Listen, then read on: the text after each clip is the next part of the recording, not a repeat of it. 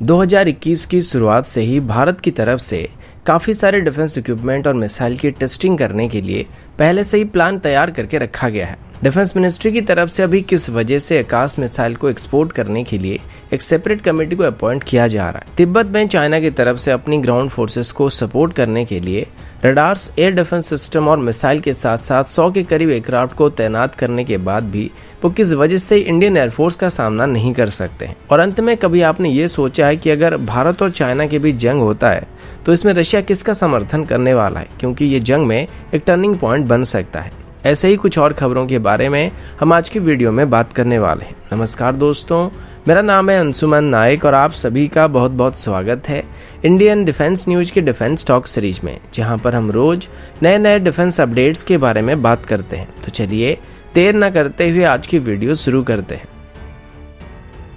आज की पहली अपडेट हमारे डिफेंस प्रोजेक्ट्स को लेके है। द प्रिंटमा एक रिपोर्ट के मुताबिक 2021 में भारत की तरफ से अपनी अलग अलग मिसाइल डेवलपमेंट प्रोग्राम के काफी सारे ट्रायल को करने का एम रखा गया है। इसके अलावा ड्रोन्स और इंडिजिनस एआईपी सिस्टम को भी टेस्टिंग करने का प्लान किया गया है। सबसे पहले तो भारत की प्रोजेक्ट 75 के अंदर बनने वाले स्कॉर्पियन सबमरीन के लिए इंडिजिनस एआईपी सिस्टम को डेवलप किया जा रहा है, जिसकी टेस्टिंग 2021 से शुरू किया जाएगा और रिफिट के दौरान कलवरी क्लास के सभी सबमरीन में इसको इंटीग्रेट किया जाएगा। इसके बाद जो मेजर ट्रायल होने वाली है वो हमारी बैलिस्टिक मिसाइल डिफेंस सिस्टम की होने वाली है।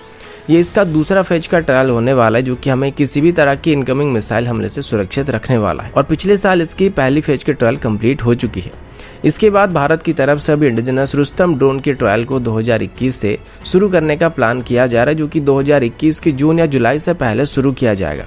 वैसे चाइना के साथ चल रही तनाव की वजह से हमें ड्रोन्स की अहमियत का काफी एहसास होने लगा और ऐसे में ये ड्रोन हमारे लिए काफी मायने रखने वाले हैं। फिर 2021 की पहले क्वार्टर के अंदर ही डीआरडीओ की तरफ से निर्भय मिसाइल के एक और ट्रायल को करने का प्लान किया गया है और इसके साथ ही ब्रह्मोस मिसाइल की एक्सटेंडेड रेंज वाली वेरिएंट यानी कि 800 किलोमीटर रेंज वाली वेरिएंट की एक टेस्टिंग को मिड 2021 के अंदर करने का प्लान किया गया है। तो कुल मिलाकर इस साल की शुरुआत से लेकर जून या जुलाई तक काफी सारे टेस्टिंग एक्टिविटी होने वाली है। अगला अपडेट आकाश मिसाइल सिस्टम को लेके है। आप सभी को पता होगा कि भारत की डिफेंस इक्विपमेंट में से अगर सबसे ज्यादा मात्रा में किसी का एक्सपोर्ट पोटेंशियल है तो वो आकाश सिस्टम है। आज हमारी कैबिनेट की तरफ से आकाश मिसाइल सिस्टम को किसी फॉरेन कंट्री को आसानी से एक्सपोर्ट करने के लिए प्रपोजल को क्लियर किया गया है। डिफेंस मिनिस्टर राजनाथ सिंह जी ने बताया कि इसके लिए एक अलग कमेटी को सेटअप किया गया है ताकि जो भी डिफेंस इक्विपमेंट को यहाँ पे एक्सपोर्ट किया जाएगा उसको जल्दी से जल्दी क्लियरेंस दिया जा सकेगा। लेकिन आकाश मिसाइल की जो सिस्टम को अभी एक्सपोर्ट करने के लिए गवर्नमेंट की तरफ से क्लियरेंस दिया गया था, ये इंडियन आर्म फोर्सेस में इस्तेमाल किए जा रहे आकाश सिस्टम के मुकाबले थोड़ा सा अलग होने वाला है। राजनाथ सिंह जी ने अपने स्टेटमेंट में बताया कि अभी भारत खुद को डिफेंस सेक्टर में आत्मनिर्भर करना चाहता है और आत्मनिर्भर प्रोग्राम के अंदर हम जो भी नए डिफेंस इक्विपमेंट को इम्पोर्ट किए बिना उनको भारत में बनाने वाले हैं, उनको भी आगे चल के एक्सपोर्ट किया जाने वाला है। गवर्नमेंट की तरफ से भी आने वाले दिनों में $5 बिलियन की डिफेंस एक्सपोर्ट टारगेट को हासिल करने का एम रखा गया है। अब आकाश मिसाइल की एक्सपोर्ट वेरिएंट की बात करें तो इसका रेंज भी लगभग 25 किलोमीटर के आसपास होने वाली है और इसे एक शॉर्ट रेंज की एयर डिफेंस सिस्टम के तौर पर इस्तेमाल किया जा सकता है। और डीआरडीओ के मुताबिक इसको एक्सपोर्ट मार्केट में ऑफर करने का मतलब ये भी है कि अभी ग्लोबल मार्केट में मौजूद इसी स्टैंडर्ड की मिसाइल की बराबरी का मिसाइल है, जो कि एक ही बार में मल्टीपल टारगेट के साथ एंगेज हो सकते हैं।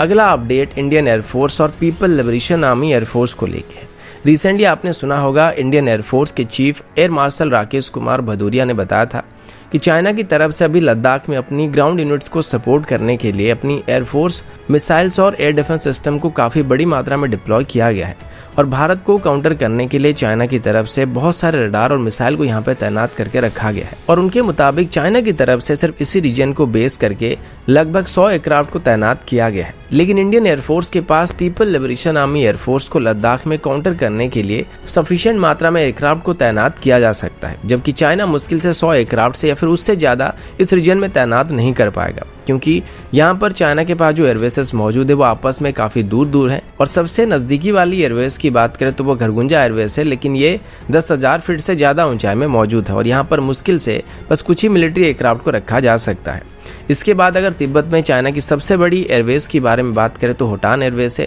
जो कि हमारे बॉर्डर से लगभग 350 से 400 किलोमीटर की दूरी पर मौजूद है और यहाँ पर चाइना आराम से 50 से 60 एयरक्राफ्ट को ऑपरेट कर सकता है। तीसरी एयरवेज की बात करें तो वो कसगर एयरवेज है, जो कि लद्दाख से ऑलमोस्ट 600 किलोमीटर की दूरी पर मौजूद है और यहाँ पर अभी चाइना की तरफ से अपनी J-11 या J-10 जैसे एयरक्राफ्ट को तैनात करके रखा गया है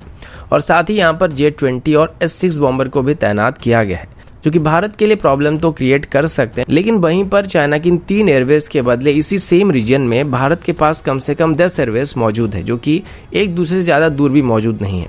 और यहाँ पर हम आराम से 250 के आसपास एयरक्राफ्ट को ऑपरेट कर सकते हैं, जो कि फुल वेपन के साथ भी टेक ऑफ कर सकते हैं, जबकि तिब्बत रीजन में मौजूद चाइना के एयरक्राफ्ट ये नहीं कर पाएंगे। इसी पर बात करते हुए farmer air marshal Anil Chopra ने बताया कि भले ही चाइना की डिफेंस बजट और एयरफोर्स हमारे मुकाबले काफ़ी बड़ी है, लेकिन अगर लद्दाख में चाइना के साथ लड़ाई होती है तो भारत चाइना के मुकाबले बेहतर तरीके से फाइट कर सकता है, क्योंकि चाइना के पास क्वांटिटी होते हुए भी वो इनको फुल यूटिलाइज नहीं कर सकता है। और साथ ही जहां पर भारत के हर एक एयरक्राफ्ट अपने एयरवेज से फुल वेपन के साथ टेक ऑफ कर सकते हैं, वहीं पर चाइना के एयरक्राफ्ट मुश्किल से 4 से 6 मिसाइल को कैरी करके वहां से टेक ऑफ कर सकते हैं और ये जंग जैसे हालात में चाइना के लिए एक बहुत ही बड़ी डिसएडवांटेजेस बनने वाली है।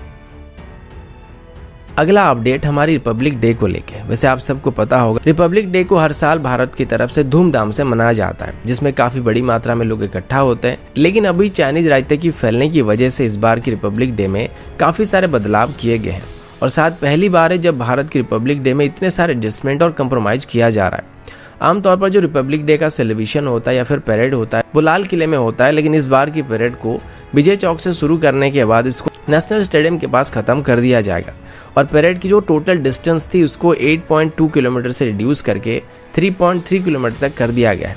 इस बार जितने भी मार्चिंग यूनिट इसमें पार्टिसिपेट करने वाले उन सभी के लिए अभी मास्क को मैंडेटरी किया गया है और पहले जब एक यूनिट में 144 सोल्जर हुआ करते थे, इस बार इसको कम करके 96 तक करने का फैसला किया गया है। साथ ही दर्शकों की संख्या को भी काफी हद तक कम किया गया, जहां पर पहले यहां पर 1,15,000 लोगों के लिए अरेंजमेंट किया जाता था, तो इस बार इसको घटाकर 25,000 तक ही सीमित रखा गया है और 15 साल के कम उम्र वाले बच्चों को इसमें अलाउ नहीं किया जा रहा है। ये रूल इसी वजह से किया जा रहा है क्योंकि हाल ही में ही परेड में शामिल होने के लिए गए लगभग 150 जवानों को अभी चाइनीज राजनीति की चपेट में आके पॉजिटिव पाया गया था और इसी वजह से तुरंत ये नए रूल्स को वहाँ पे बनाने का फैसला किया गया है। लेकिन इन सबके बावजूद भी यूके के पीएम बोरिस जॉनसन इस बार भारत की रिपब्लिक डे की परेड में चीफ गेस्ट के तौर पर उपस्थित रहने वाले और हमारे एक्सटर्नल अफेयर मिनिस्ट्री की तरफ से इस बात को कंफर्म किया जा चुका है। अगला अपडेट भारत और पाकिस्तान को लेकर और ये एक मिक्स्ड अपडेट होने वाला है, जहां पर हम कई अपडेट के बारे में बात करने वाले हैं। सबसे पहले तो आज हमारे डिफेंस मिनिस्टर राजनाथ सिंह जी की तरफ से दिए गए स्टेटमेंट के मुताबिक पाकिस्तान की तरफ से इस साल 300 से 400 बार सीज फायरिंग वायोलेशन किया जा चुका है और अभी भी पाकिस्तान की तरफ से लगातार सुरों को पालना, ट्रेन करना और एलओसी के उस तरफ से इस तरफ घुसपैठ कराने का चक्कर जारी है। अब तक भारत की तरफ से सिर्फ इनको रोका जा रहा था, जिस वजह से इनको जम्मू एंड कश्मीर में घुसपैठ करने नहीं दिया जा रहा। लेकिन अगर इनको जड़ से मिटाना है तो उसके लिए भारत की तरफ से फिर से एलओसी पार करके सुअर प्रोडक्शन फैक्ट्री और इनकी डिस्ट्रीब्यूशन यूनिट के ऊपर स्ट्राइक करना पड़ सकता है और भारत ऐसा करने में भी सक्षम है और जरूरत पड़े तो हम ऐसा करने वाले हैं। अब ये स्टेटमेंट पाकिस्तान को अभी थोड़ी चिंता में डालने वाला है, क्योंकि पिछले 1-2 महीने से पाकिस्तान पीएम और उनकी फॉरेन मिनिस्टर जगह जगह जाके यही बताने की कोशिश कर रहे हैं कि भारत की तरफ से पाकिस्तान के ऊपर फिर से स्ट्राइक करने का प्लान किया गया है। अब ऐसे में हमारे डिफेंस मिनिस्टर का ऐसा स्टेटमेंट देना पाकिस्तान के लिए सच में सोचने वाली बात होने वाली है। अब जब एक तरफ हमारे डिफेंस मिनिस्टर ऐसे स्टेटमेंट दे रहे हैं तो दूसरे तरफ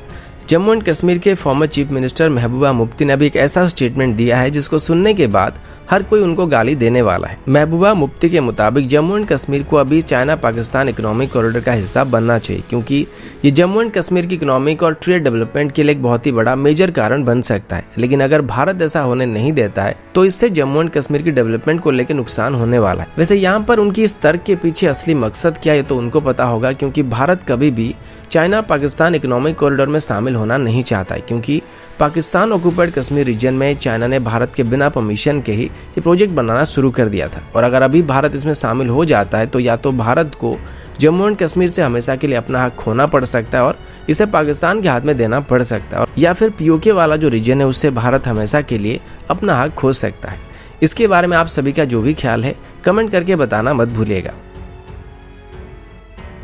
अगला अपडेट भारत, चाइना और रशिया को लेके। अब भारत और चाइना के बीच रशिया एक कॉमन एलिमेंट है। आज तक जितने भी बार भारत का पाकिस्तान के साथ जंग हुआ है उसमें रशिया की तरफ से भारत को सपोर्ट किया गया है, और यहाँ तक कि यूनाइटेड स्टेट के साथ भी रशिया भारत के लिए एक बार भिड़ने के लिए तैयार हो गया था। लेकिन ये सब पुरानी बातें हैं और अभी जो सिचुएशन है वो थोड़े बदल चुके हैं। अभी भारत वेस्टर्न कंट्री की तरफ धीरे धीरे झुकने लगा है, और जिन देशों के साथ 60s और 70s के दौर में भारत का नहीं बनता था वो आज भारत के साथ अच्छे रिलेशन को बनाना चाहते हैं। स्पेशली भारत अब यूनाइटेड स्टेट के साथ काफी सारे नए डिफेंस डील को लेकर साइन कर रहा है,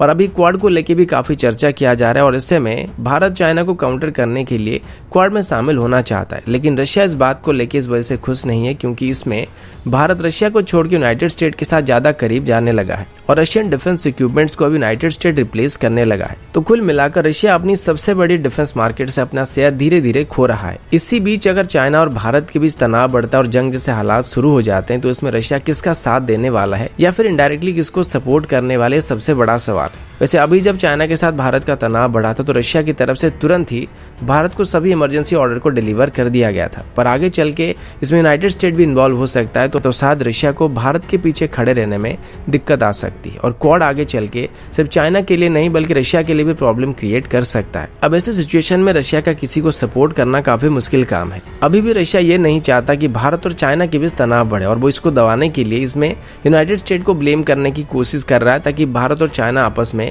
जो भी मतभेद है उसको सॉल्व कर दे। लेकिन फिर भी ये प्रेडिक्ट करना काफी मुश्किल है कि भारत और चाइना की लड़ाई में रशिया किसका समर्थन करने वाला है, क्योंकि अभी भी भारत की 70% ज्यादा डिफेंस इक्विपमेंट रशियन ऑरिजिन है, और जंग जैसे हालात में रशिया को इनको भारत को सप्लाई करना पड़ेगा। और चाइना भी कुछ हद तक रशियन इक्विपमेंट का इस्तेमाल करता है, लेकिन वो इसका अपना अलग से कॉपी बना लेते हैं। दूसरी तरफ भारत और रशिया के बीच ब्रह्मोस मिसाइल, न्यूक्लियर सबमरीन जैसे और भी कई सारे डिफेंस डील और डिफेंस पैक्ट जुड़े हुए हैं, जो कि शायद रशिया को ऐसे सिचुएशन में भारत की तरफ खड़ा रहने के लिए मजबूर कर सकता है, या फिर ऐसे सिचुएशन में रशिया खुद को न्यूट्रल रखना ज्यादा पसंद कर सकता है। तो दोस्तों अभी के लिए इतना ही, मिलता हूँ आपसे अगले वीडियो में, तब तक के लिए जय हिंद, वंदे मातरम।